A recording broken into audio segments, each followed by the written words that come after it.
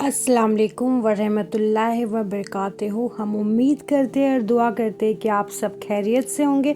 अल्लाह पाक आप सबको बहुत खुश रखे, तमाम जहां की परेशानियों से महफूज रखे, आमीन या रब्बुल आलमीन।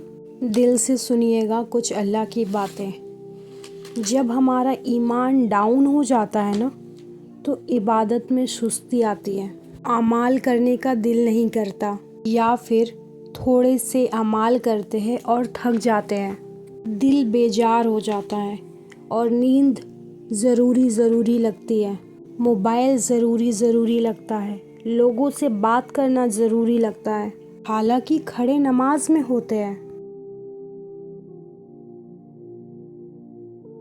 दुनिया की एक्टिविटीज़ पर, उन्हीं एक्टिविटीज़ पर जिनमें हम 24 घंटे मसरूफ़ रहते हैं, मुश्किल से 5 मिनट के लिए नमाज़ पढ़ते हैं, उसमें भी हमारे दिमाग में अजीबोगरीब ख़यालात चलते रहते हैं। ऐसा है ना?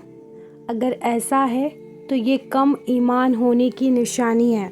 उसकी मार्फत जब दिलों में नहीं होती है, इंसान का दिल अल्लाह से जुड़े तमाम चीज़ों में बेजारी फ़ील करता है, कमज़ोरी फ़ील करता है, भारीपन फ़ील करता है।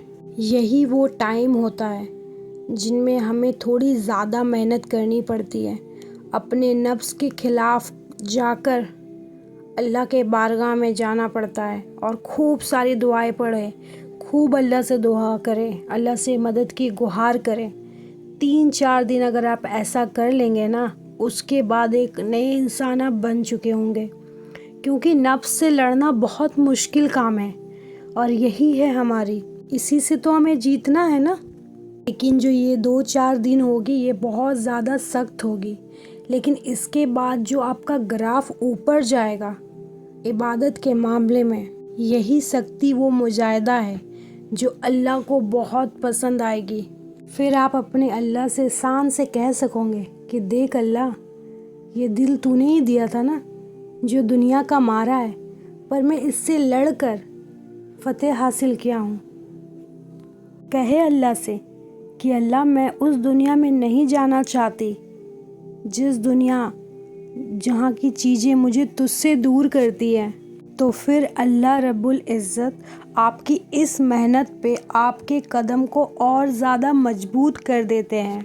अल्लाह कहते हैं कि जब तुम दीन की मदद करोगे, अब अल्लाह को मदद की क्या ज़रूरत, ये तो एक टेस्ट है। तो अल्लाह कहते हैं कि मैं तुम्हारी मदद करूँगा। जब आप कोई दीन के लिए स्टेप उठाते हो, अपनों के लिए, अपने रिश्तेदारों के लिए सही राह पे लाने के लिए, तो उसमें तुम्हारी मदद मैं करूँगा। शैतान गुनाहों में इंसान की मदद करता है, तो आपको क्या लगता है अल्लाह बंदे को नेकियों में अकेला छोड़ देगा? तो जवाब है नहीं। और यही मेंटालिटी तो हमें चेंज करनी है। हमें तो इन वसवसों की दुनिया से निकल कर रियलिटी की दुनिया में आना है। अभी हम एक ऐसी दुनिया पे है जहाँ पे कभी हमारा नेकियों का ग्राफ ऊपर जाता है तो कभी हमारे गुनाहों का ग्राफ ऊपर जाता है। हमें इसी से निकलना है। कभी हम कंफ्यूज होते हैं तो कभी हम कॉन्फिडेंस होते हैं। कुरान वाली दुनिया, यकीन वाली दुनिया, अल्लाह के वादों पर यकीन करने वाली दुनिया। दिल दिमाग सोच में उलझने से अच्छा अल्लाह की यादों से सुलझने की मेहनत।